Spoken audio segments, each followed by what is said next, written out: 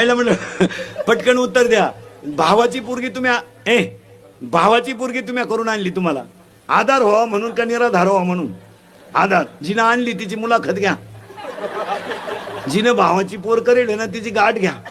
तू आणि झोडाय माणूस मिळाला तिला विचारा ना, धाकट्याचं लगीन करते का? तसा देवाला सोडीन पण नाही.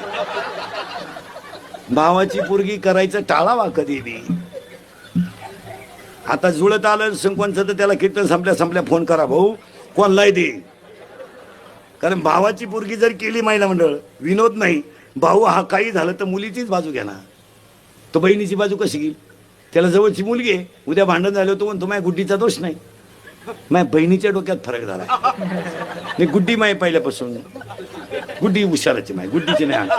गुड्डी कॉलेजला जरी होती 3-3 दिवस पळून जायची, पण गुड्डी कोणाला माहीत सुद्धा होती. माया गुड्डी पायी 3 पोरांनी भाषा घेतल्या, पण गुड्डीला घम नाही. गुड्डी माय पहिल्यापासून. आणि आता बहिणीला सुद्धा माई गुड्डीच गोळ्या देऊ शकते. आणि बऱ्याच बहिणींना गुड्डीनं गोळ्या